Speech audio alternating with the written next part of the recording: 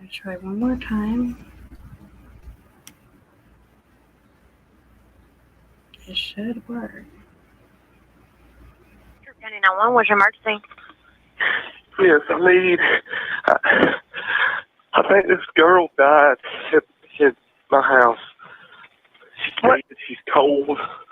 What's your address? 1776 Smoky Rose. Do you know her? Yes. Oh my God. Is she breathing? Oh my God. No, she's not. When was the last time you saw her? Last night. Last night I slept on the couch. She slept in my bed. Okay, do you know if she took anything? Yes, I do know. I don't know exactly what it was. Do you think she might have overdosed on something? Yes. And she was last awake last night? Yes, ma'am. Okay. Do you remember about what time? I don't. Okay.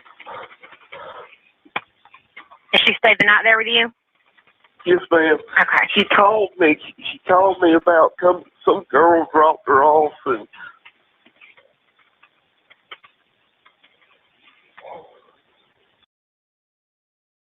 Do you know how old she is?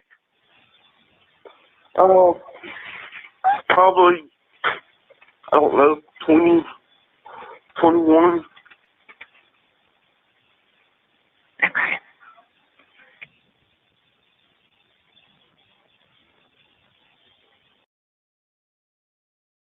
Okay, do you know her name? You know anything about her? All I know is her name's Chalice Allen. The reason she came here last night because she was talking suicidal. I know her whole family. Okay. And what was her first name again? Chalice. Chalice Allen? Yes. Okay.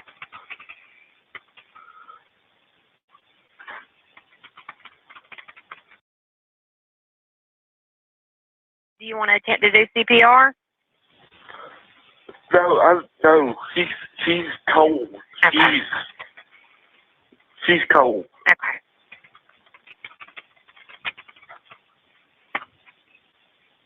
All right. And what's your name, sir?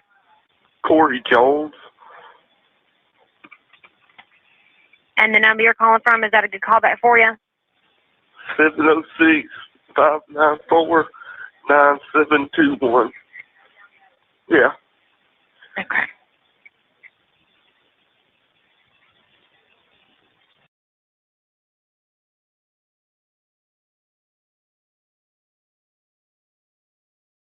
All right. And have you or her, either one, had any cough, fever, or been exposed to COVID?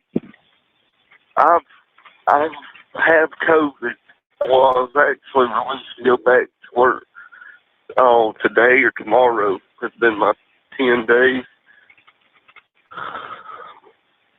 Okay. So you were positive about 10 days ago? Yes. Okay. All right. We have somebody headed out that way to you. If anything changes before they get there, you call us back, okay? Okay. All right. Bye-bye.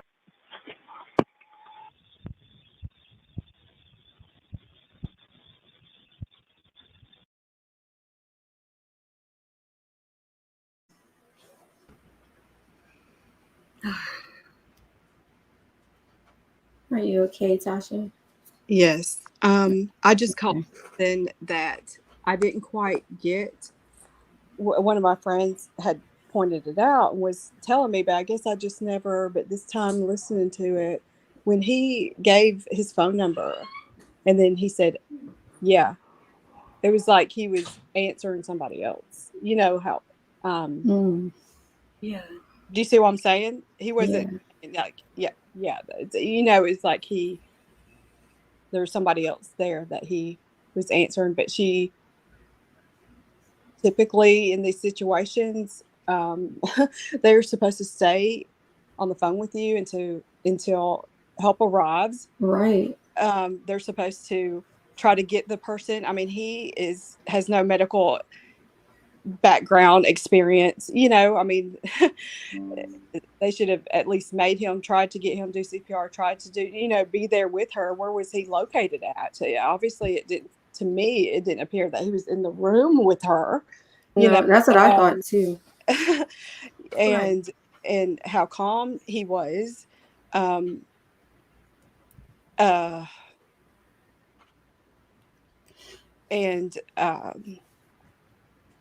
He did seem a little too calm to me. For just finding someone. Yeah, because I don't know. It's just maybe he's used to finding. It's just like maybe he didn't even know what to say. I don't know. Yeah, and then like, I don't like how the dispatch is automatically like she jumps to, well, do you think she overdosed on something? Yeah, that was something that bothered me. Like she blew, didn't ask what color she was. I mean, she's right. To still try to just talk, guide him through anything. Where are you located? Are the doors unlocked, open, so paramedics or anybody can get in? I mean, how did the dispatch? I mean, and then the coroner arrived right away, and 3 minutes after the coroner arrived, pronounces her dead, and that's what we have on her death certificate. And there's so many questions in between, but that 911 operator, that I'm in the medical field, okay, for decades now, and that is, I know that's a 911 operator, but they are supposed to be trained, as they're supposed to have that knowledge of what to do, how to do CPR, or how to, do you have Narcan? Yeah, they didn't ask a lot of questions. Attempted even, the AMR when they arrived, I mean, there was like just no attempt, no, right. Like, you don't know what situation. Yeah, like Larissa says in chat, they just took his word that she was gone and didn't prompt any first aid. Like, nothing. There was nothing. If you have any other questions, basically call me back, Right. Weird. That's just very weird. Yeah, because saying she's cold and stuff like that, like, not being a professional and not knowing, does he know CPR? Like, has he been trained in CPR? Does he, you know what I mean? Like, that's all the questions that I would be asking. Yeah, that's what I'm saying. I don't think enough questions was asked, and it's just more of seemed like such a casual call for such a, you would think, traumatic event happening. Yeah.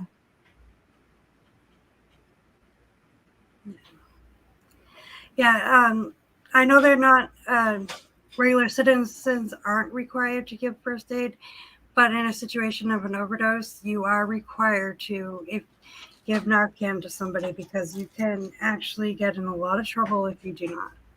If you have Narcan in the house, you can be charged in most states. Wow. Yeah. And it wasn't even asked. Right. Questioned, or like an alternative or anything. Yeah, Tori says the dispatchers normally coach you through how to perform CPR. Yeah, they do.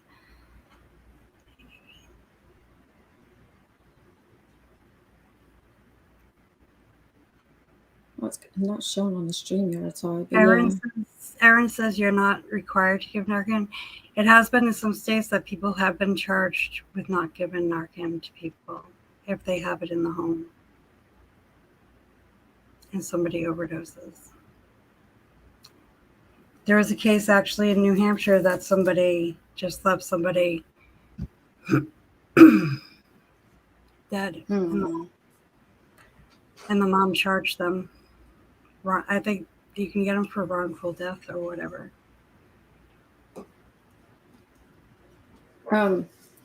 Does the chat need the 911 call played again?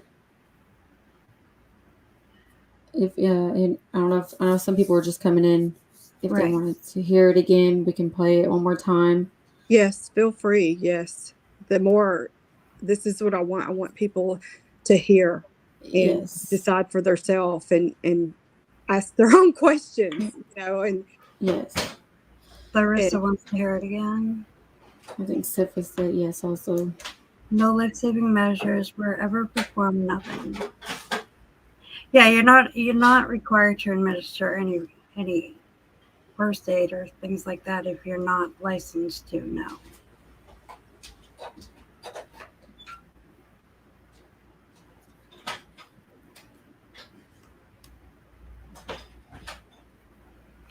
Hold on one second. I'll play it in a second.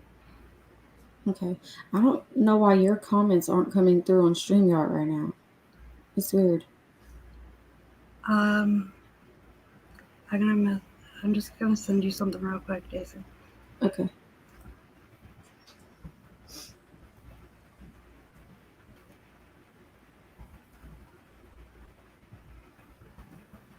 I know on my end, I'm not seeing any comments. Mine's just, So it might be on the private chat. There should be like an option where it says like live comments and then private chat. If you click on live, you'll see some comments there.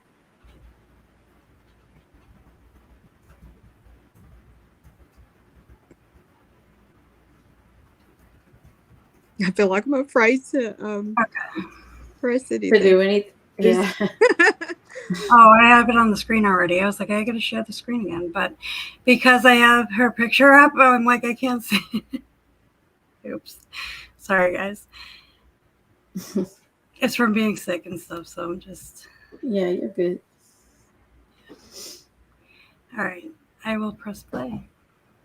Okay, I'm gonna mute.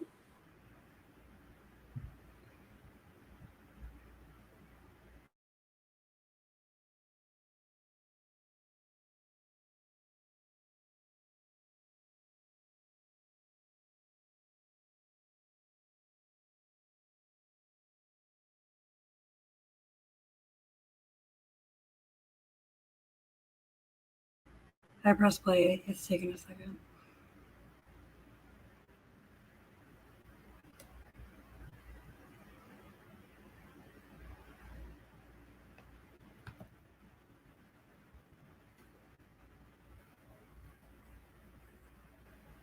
Hold on.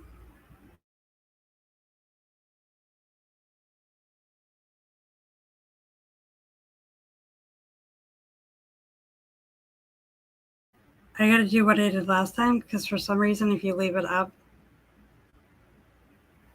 it doesn't like it. So I gotta press on it again. No worries. It likes to be fussy when it's in, because it opens with like Google, and then I don't know what it does after that. Okay, hold on. This should work now. Sure, Penny, no one was emergency. Yes, I think this girl died at my house. She's dead. She's cold. What's your address? 1776 Smoky Rose. Do you know her? Yes. Oh my God. Is she breathing? Oh my God. No. No, she's not.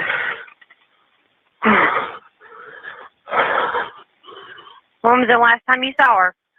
Last night. Last night I slept on the couch. She slept in my bed. Okay, do you know if she took anything? Yes, I do know. I don't know exactly what it was. Do you think she might have overdosed on something? Yes. And she was last awake last night? Yes, ma'am. Okay. Do you remember about what time? I don't. Okay. And she stayed the night there with you? Yes, ma'am. Okay. She called me. She called me about some girl dropped her off and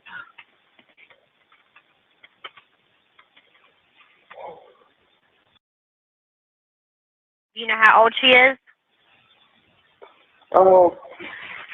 Probably, I don't know, 20, 21. Okay.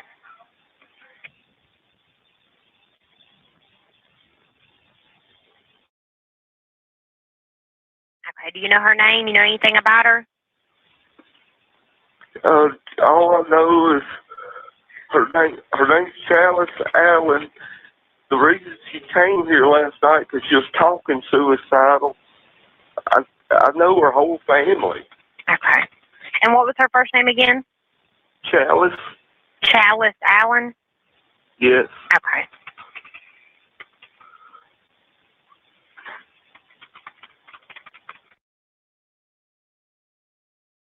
Do you want to attempt to do CPR? No, she's cold. Okay. She's cold. Okay.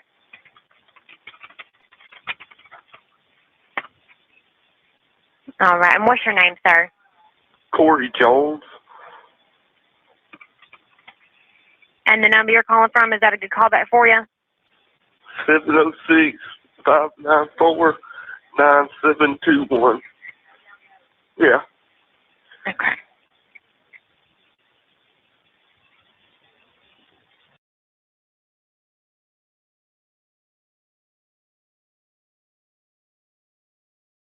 All right. And have you or her, either one, had any cough, fever, or been exposed to COVID?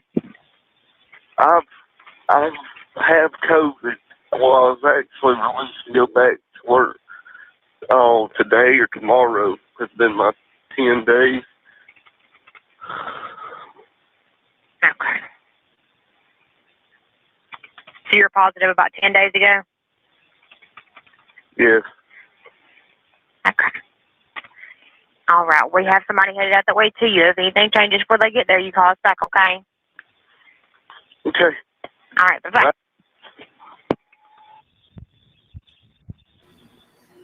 Okay, y'all. It's like, hear this, the more it just,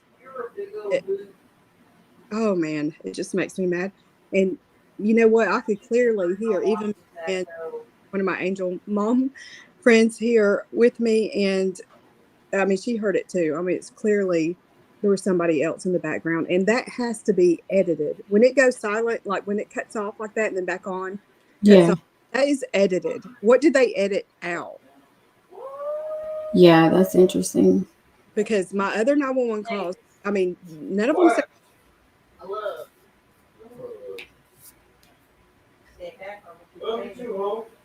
And he had told my one of my daughters, you know, one story was as soon as he walked in, her lips were blue, and he knew that she was gone. You know, he didn't say anything about, you know, she's blue, her lips are blue, you know, like to describe any more of why he did not feel it was necessary to attempt CPR. And He just mentioned the word cold at the beginning and then again when she asked about doing CPR. And she didn't ask any more questions to get right. You know, and oh my gosh, my mind just it's like it just freezes, and I can't even think. I just get stuck on the fact. You know, I told my same daughter that he had mentioned, you know, when he first seen her, the lips were blue. Well, months and months later, which is on the audio recording when she recorded it, when he was determined to share his side, you know, and want her to hear it from his perspective, what happened and all that, you know, because one of his things was, you know, like, you know, nobody's asking, how am I? You know, I'm the one that found her. Like he's, you know, right, distraught, going to therapy and having such a hard time, you know, and just sort of getting mad at us, you know, we're the parents and family, and you know, it's all about him. But disregarding that, even the second time he spoke to what I have him on recording was when he walked in. He had to turn the light on. He was calling her name, it just looked like she was sleeping hard. And he's like thinking, darn, she's sleeping hard, Mm-hmm. It wasn't until he went over there and felt her stomach, which was weird. And it was weird because it's 10 o'clock in the morning, 10:16, you call 911, but you're having to turn the light on to see. Yeah, that doesn't it brings me back to what you said. It seems like it took him a couple hours to call. Mhm. And Killshot's comment says that it sounded like he said yes, like yeah, to someone in the background Exactly. You could hear, during the call. and I honestly believe that was his mom. But then there's so much of how this story, when you get into the investigation and when the narcotics came in there and how they just sort of pin and sort of set it up to make whatever Chalice might have took, that it all belonged to her. Um, I mean, I don't know if it's coerced, if they really, he is, his brother-in-law is the sheriff's, his brother-in-law's father. They work together, him and, his brother-in-law, Corey's sister is married to the sheriff's son, Yeah. so Mm-hmm. that was his mom there with him. They panic, they're going to cover, they're going to reach out to, you know, the sheriff, James Woodruff. I mean, they're all family. They all hang out. You know what Yeah, I'm saying? They have ties. They're connected, right. and they are familiar with each other, know each other, and now your child's in trouble Mm-hmm. happened, and he could have easily gave them instructions what to do. I'll handle it. How. Right. I mean, that's So, what scared me, because I mean, as soon as they left that house, that was it. Corey was off the hook. I mean, there was like nothing. You know, well, going back to the 911 call, like Larissa brings up another good point. Why didn't they ask about a pulse? Like you would think that they would have had him be next to her and kind of walking him through assessing the situation. And none of that happened, exactly. so that's a little weird. Right. Yeah. That is weird that she waited so long to ask, did you try CPR? Did you do anything? I mean, she was even so nonchalant. Right. Um, And this is an official 911 recording, right? Someone in chat was asking. right. I Like mean, as this is the far as official. yeah, Yeah. and this is what we're given. This is what is open record. Anyone can pull it. But see, the edited part, it has to be edited, y'all, because like it cuts off and then it comes on. It cuts off. I mean, why? Why? Right. I didn't hear her. Like, did she say hold on or anything? Like, see, that's the No, it little just things. cuts off. Right. So that's weird. And then, like, Muse was saying, why wasn't he in bed with her? Um, I mean, I don't know. He said he slept downstairs and she slept upstairs in his bedroom. Because he didn't admit that he had sex with her Right. until after it was an accident that we even found out that she was naked. Because when they Mm-hmm. back to our home later that day to return her book bag, um, per Corey's mother, she was the one that said that she called, that she had to call them back and say, y'all left her book bag. And she was informed. They just told her, well, bring it to us, bring it up here. And she's like, I'm not touching it, is what she said. I have this in text messages from Facebook chats. But that she said, I'm not touching it. I don't know what's in it. I mean, No, they had his phone and, number on and, there. and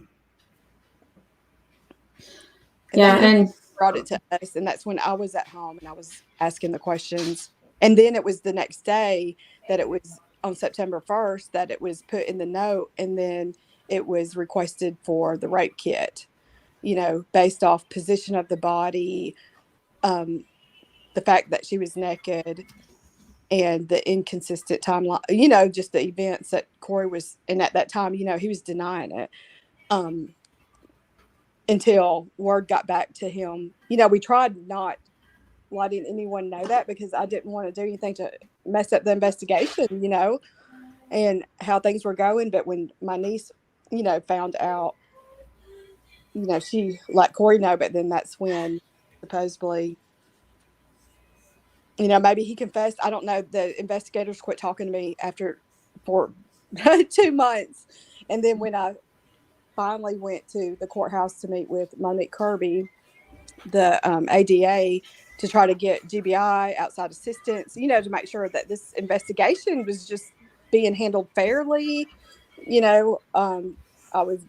and her father were concerned conflict of interest. I mean, we said it from like day one, conflict of interest, just because we knew now that it was Corey, because when they came to our house, they're like, oh, don't worry, she was at a good guy's house. We're not even knowing who it was until, my mom's telling me, well, you know where she was. So we're just like sort of slowly finding out things. And it was 2 months later, nobody would talk to me. Nobody was, the Kendra Scott was the assigned narcotics officer. I mean, the criminal investigators were off the case.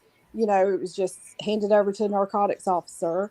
And we see in Corey's previous 911 calls, he used camera footage all the time. So now he has camera footage. The narcotics officer is telling me, well, the investigators that were there prior to him looked, and they said there was nothing of importance on there. He never even looked at it. So again, okay, the last time my daughter was seen alive, what was she wearing? What time was that? Who dropped her? All these questions, but nothing was, of importance on there. Yeah, and going back to the 911 call, they were saying, a lot of them were saying like they believe that it, could have possibly been edited out. Let's see. Yes, because all 911 calls I have, none of them are. Yeah, it seems edited due to the complete silence. You would hear rustling or breathing or something on the phone.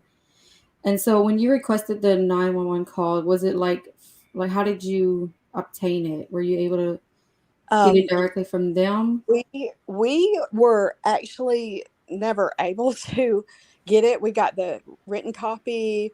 We were getting just like it was going to be $500 to get the audio. And I think we just sort of, I don't know, in between it just, I mean, at least I had the written statement, and I guess I didn't push it for it. But over time, it's like, I just got to hear it for myself. I got to hear, like, Brian, was he upset? I just feel like it would change, like, because I started having all these questions, all this stuff. And then, because I mean, immediately I wasn't thinking I wanted to hear that, I mean, right. Because just speaking on like the edited part, because like unless you're the one to request the recording, you never know who edited it, is what like Wisco was saying. So that's why I was asking like where that came from, why the edit. Honestly, that's a good question, because when Russ from Georgia Transparency, I thought was going to start helping me. I did like our interview with him. He was going to help expose the story.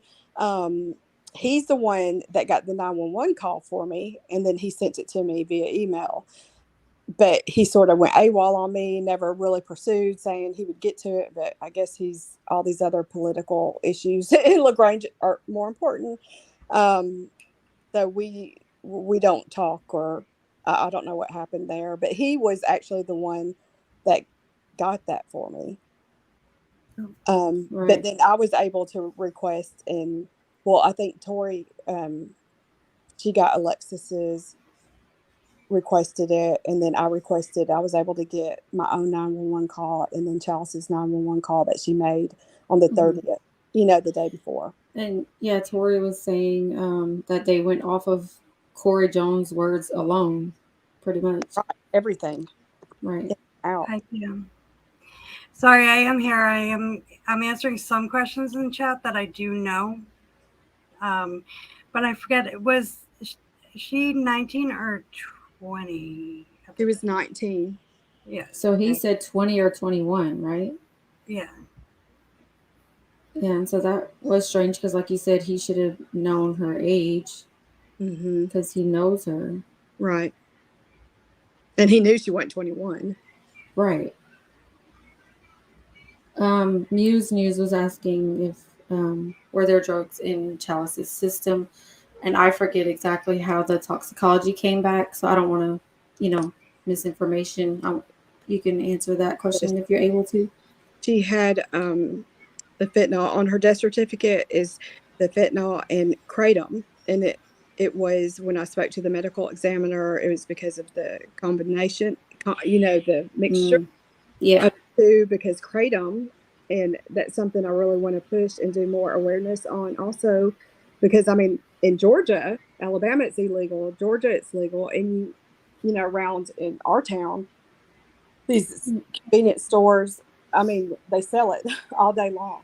Right. And it was a combination of the two. But Yeah. and again, through this whole investigation, it's like, okay, where did the kratom come from? Who had the kratom? There were several Right. people he was with before Corey's. There's still so many things out there that are being said that the more people was in the house. So what was going on? Who knew what? So going back to the timeline following the 911 call, is there anything on the timeline that you want to touch up on tonight's segment that goes along with that, like a follow up of, like, anything that's on the timeline that follows up the 911 call?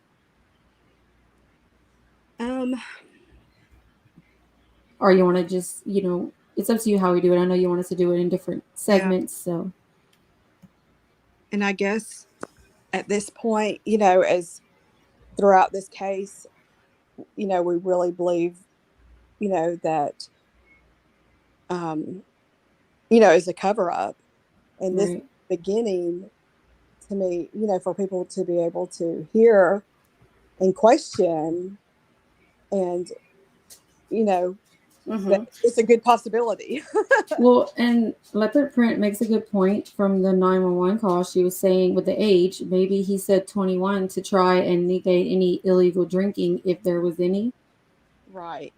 Yes. And what And was also, if you think about it, over the age of, I don't know, Mhm. that's a Yeah, really good point, though. yeah, no, I thought that also. And Hmm. um, what was sort of odd to me is on her autopsy, there's no alcohol in her system at all. Yeah, there was only Sort of was marijuana. surprising to me. There was no marijuana, which was very surprising to me, because I knew she smoked weed. I mean, she smoked weed, and but the medical examiner, when I spoke to him, he did say that was something that they didn't test for, which I would think that, I mean, why not? And I have other moms, their kids autopsy, it lists that on there.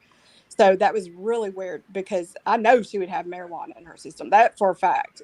So that was odd, which he said, the reason that they don't check it is because, marijuana isn't going to kill you. So again, that was odd, but this was a associate medical examiner. The one that did her autopsy was a resident, and he wasn't even forensic. So even with the autopsy, we have so many questions, so many things that weren't right. There was nothing that indicated any possible, you know, rape questions or sexual assault or anything like that. It was just, 19-year-old found dead at a friend's residence, history of drug abuse. I mean, basically. And Okay. then, we have evidence received from Muskogee County coroner, which is not true at all. And I've reached out to Muskogee County, because then once I'm, reading through all this stuff, it took me a minute to even put two and two together. I'm like, why is it saying, evidence received by Muskogee County coroner? So I called Buddy Bryan, the Muskogee County coroner, and of course, he's like, absolutely not. He tried pulling her case number, like I had all the information. He's like, no, and he's the coroner. He's like, and he even tried going whatever he's able to see in the GBI system to pull up. He's like, I can't even find her there. Like, it's not even, pulling up. So he's like, I don't know what to tell you at this point. But he's like, it wasn't us. She wasn't delivered to them from us. It was not me. I have a question about the 911 call. So he said that some girl dropped her off at his house, and if so, was she questioned about any drugs taken by Chalice? Yes, she was questioned. She's the one that gave Chalice the pill, and she's the one that narked. I'll say narc. Right. said that she got it from Danny. Her story again, and But I yeah, have that's that so frustrating if she's the one that admits that she gave it to her. right, never charged. Right. That's not okay. No, it's not. And but Danny, the name that she gave, even though she changed her story several times, um, he's the one being charged for felony murder. Yeah, that's something's not right. We're definitely gonna have to but I can't think of it now. The what's the program I mentioned last time, PJ, do you remember? For Um, for people that are incarcerated and shouldn't be, like the Innocence Project. Yeah. yeah, it's just what That to pull up the yeah. file because you put it in the chat. Yeah. I think the Innocence Project definitely needs to look into, and I know you guys are doing things behind the scenes, to do with Danny, and we can talk about that, on another time. We can address that And situation. and I think Tori, I don't know if she's still on to chime in there because we discussed that, but I can't recall exactly what she said, what they really help with. But whatever they really do was something that would apply. Oh, it wouldn't apply. Okay. Right. Mm. But that's um, okay because we're gonna all right. pray for justice. But Danny, Sorry, PJ. we were, we did hire him another lawyer. I was reading the reviews at the one that his family he originally had and the issues that we have been having with this lawyer So Tasha, for the last years. real quick, because okay, so what? Because there is a new person in chat.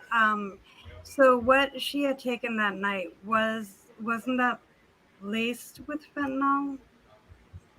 Well, it came back fentanyl. There was no hydrocodone or oxycodone or anything like that. She had some um, Xanax and some, um, gosh, what's it? Tori Was it is Tori's was it the still Percocet? no, No. Okay. no. So it was supposed to be an opioid, right? And then But she. the amount of fentanyl was 0.0076. What? Yeah. So, so she said, Like, but many sources of kratom are unpure and dosage level of toxicity are unknown. That's what Tori was saying. So she wants to know: think? Did she think she was taking? Was she misled? Sorry, I was reading two comments at the I same mean, time. at this point, took it. She would have thought Percocet. When she reached out to Allie, she said Percocet. Oh yeah, in the text messages it shows Right. that she was talking about a And, Percocet. Right. and because she was needing something to help her go to sleep. Okay. But when we get into the other calls, especially my 911 call, because that morning I'm just waking up to text messages and what her girlfriend's saying.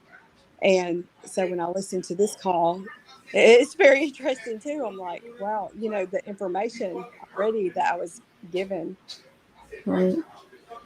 It is very tragic, and yeah, we're gonna do our best to help you, like get through it, like you said before the trial, and Mm-hmm. get all of that out there. I'm glad we were able to go over the 911 call. People had really good, insight into it, listening to it with us. So thank you, Right. chat, for that. And Danny he does have a bond hearing scheduled for September the 6th, which will be 2 years to the day that she was buried. Her funeral was on September the 6th. So when is the trial? Huh? When is the trial scheduled for? Well, because he has another lawyer is going to be Right. posted out, but the lawyer Okay. is trying to get him a bond hearing, so we will see. I do Okay. for prayers and God's mercy and grace. Because Yes. there Yeah. almost 2 years, and that the day he has court for the bond hearing is 2 years to the day that Chalice was buried. Hmm. So I'm just taking that as a hopeful sign Yes, that definitely. we'll get a break and have a little grace and mercy here. So Wisco was asking what's the trial about? So basically so the 911 call you heard was the the guy that's whose home she was at, he is the one who seems suspicious. There's a lot of red flags surrounding him. But the charges are falling onto another guy who the mom has a lot of reasons why she believes that he is innocent and he may not have anything to do with this at all. He is innocent until proven guilty. So she's working hard to try to make sure the right person is held accountable for her daughter's death. Right. Yes. Yeah, she's fighting because Yes. if he's being framed by, like I said, there's so much more we're going to get into later with all the connections, and if he's being framed, it's not right. And yeah, we need to get her story out there. Yes, just all the things that have to do with this case. And sorry, I'm a little quiet tonight. I'm still kind of getting over my little sickness I had last week. I know. But I wanted to make sure that, I didn't want to reschedule or anything like that, because I want to make sure that we keep, getting her name out there, getting her story out there. And, Tasha is a very strong mom that brings her story to light and shares it. Thank you. And we will do this again, and we will get you guys all the information because it is a very complex case. But we did want to definitely cover some of the timeline and the 911 call tonight. Yes. So, yeah, thank you all for being here. And thank you. We're going to schedule another, probably a few more, because we have a lot of information to get out there. But I just wanted to make sure we got the 911 call out there so people can, I'm sure people are going to replay it to try to get to, hear the things that we all hear and stuff like that. So, because there are a lot of people that are interested in this case. If this was your child and this is you're a parent, you have a 19-year-old daughter, you just want answers, you're trying to make sense of things that doesn't make sense, and then just hearing this 911 call, that's why I would love to hear feedback too, right. Just grieving or delusional or trying to point blame, or I'm just trying to make sense. I'm trying to, all the pieces are coming together, put this puzzle together, connect the dots, and things don't add up. Yeah, and I can say to the chat, if you guys want to go back, a later time, if you're interested in this case, go back and listen to the 911 call, and feel free to drop it in comments, your thoughts or questions that you have, and we can send those to Tasha, and we can talk about it on the next live that we do. Right. Yeah. I think that will just support me and my husband as well, especially myself as a mom, to know that people agree with me, that if this was your kid, and knowing a little bit that, that something's not right. Right. That I'm not crazy. No, you have every right to not ignore those red flags. And you know what I mean? Like there's so much more to this, so much more. I see why you're fighting. I would be too. Yes. Thank you. I'm just going to share, hold on, that, what is it? Streaming for Justice. Okay. That's what it's called now. I'm like, hold on, let me get that way. You guys keep changing the name on me. All right. This is, you guys are going to be doing little videos and stuff like this over here. Well, yeah, Tori and I, Tori had created the YouTube channel Justice for Chalice. But together, just because, this is, my story in Chalice and our mission here. But just like I said, I have one of my friends, a mom here. She's desperate to, share her story. We know so many moms, so many stories, and we just want to develop a platform for them to be able to share their stories and, concerns and their cases too, just to, because, they just want our kids, the stigma of it, they want to sweep us under the rugs, how the families are treated, how our kids are treated, and just assume like they're just drug addicts, they just there's no honor, no respect, no dignity. So I feel like at this point, I'm defending my daughter's dignity. I'm being her voice. Yeah. Everyone else that, is involved in this, they have their own voice. You know, if they don't like something that I say, they can speak out. They can develop their own, whatever they want to do. They have that right and prerogative as well. But they have a voice to defend their own dignity. And hey, if I'm having to defend my daughters and my own, you know, because there's false accusations, like even about me, to try to discredit, you know, blame, shame, Chalice, and even me, you know, I've even been accused that I'm just on on drugs and stuff, and I've never done drugs in my life. That's one thing, you know. But your voice matters. You're being her voice, and that's the most important thing. And voice, we're helping you. Yes. Because where's anything with Sadie? Zero, nothing. You know, and it's just not right to say, you know, it's just something ain't right. And why is it not? You know, we've been screaming and screaming for just a fair investigation. That's all I wanted from the beginning, and now I'm having to say I just want a fair trial for Danny. He's not guilty. Just please, where's the justice? Just to have a fair, you know. Yeah, Corey has what we're here for. Arrested for battery after his own daughter died, and you know, here Danny's still just sitting locked up. Don't have a history. He has one of the same charges that Corey's had. That's a misdemeanor.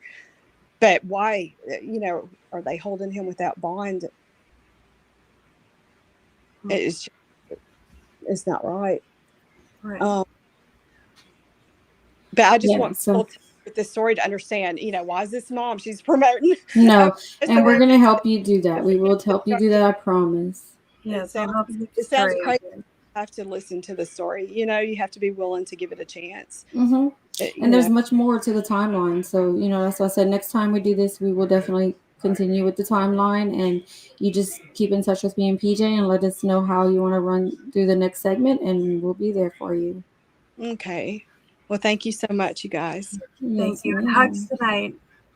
Yes. Sending lots of prayers, because I know you're not having a good night. So. Okay. And always reach out. We're here. So, thank you so much. Of course. Yeah. Thank you, chat. Thank you, everyone.